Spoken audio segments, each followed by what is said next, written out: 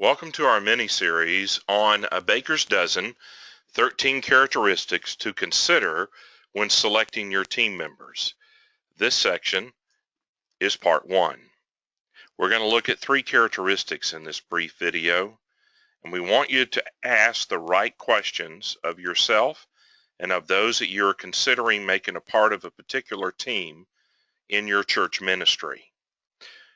So let me ask you, what are the most important characteristics you look for when selecting people to serve on your ministry teams?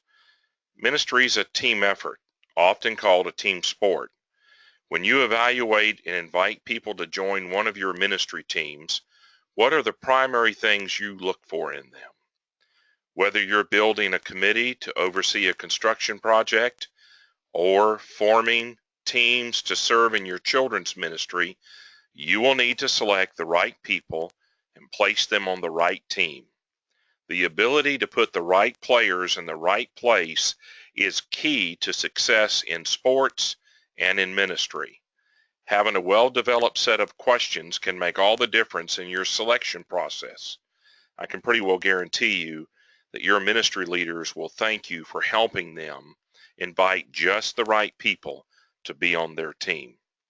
The following list that we're going to cover in the next 4 videos is a list that I have compiled to help you develop your own list for selecting people to serve. It's a baker's dozen, if you will. Please feel free to use part or all of it or none of it to help you craft your individual customized list of screening questions to help you pick just the right people for the ministries in your church. The first one we want to look at is character. So I'm going to give you a list of questions. You can jot them down. The first one is, when you look at a person, what are their key traits? What stands out? How are they trustworthy? How do they handle temptation? Do they seem to be gaining victory in normal areas where we're all tempted as men or as women? How do they manage life and living? Are they good at it? You know, the Bible has something to say about leaders and how they manage their family. Who are they when no one else is looking? What makes them them? So when you look at a person's overall character, what do you think of? How do they exhibit trustworthiness? How do they handle temptation as a believer? How are they managing their marriage, their children, their business? How do they manage their role in your church? How well are they connected to the unchurched in your community? And what is their testimony among them? What do people know is their character? And then when they think no one else is looking, really, who are they? What makes them them? What's at the source of who they are?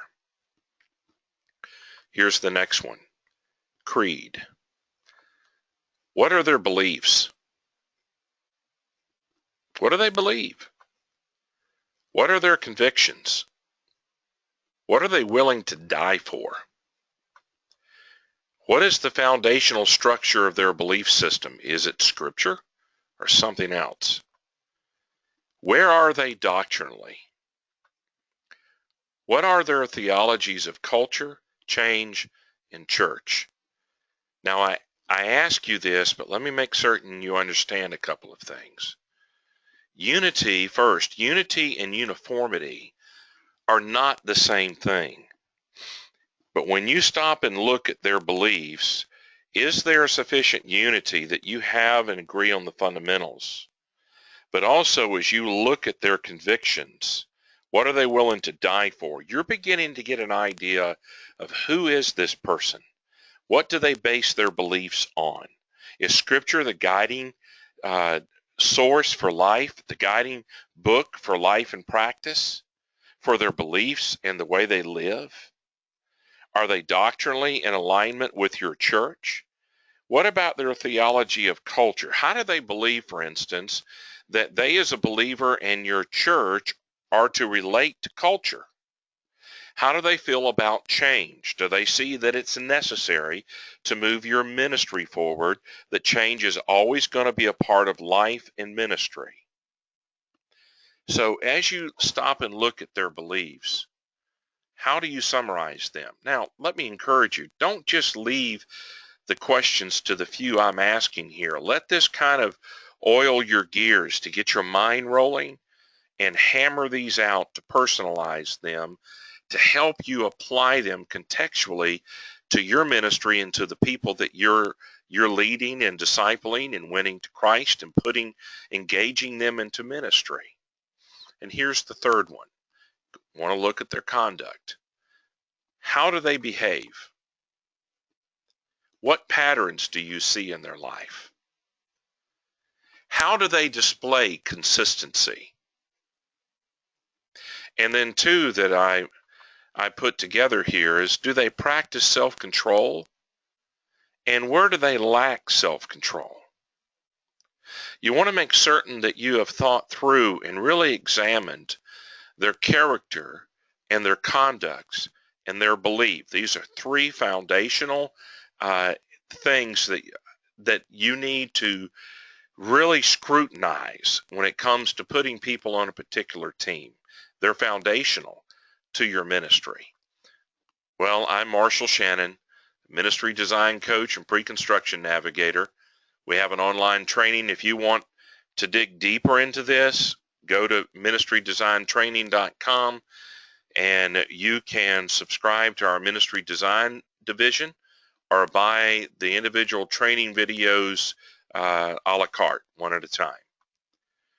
Ministry Design Concepts is our home website, and here's my email address if you want to reach out to email me to ask questions or to ask me to help your ministry.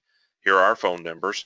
I trust the Lord to richly bless you as you go about to serve Him in building the teams in your church.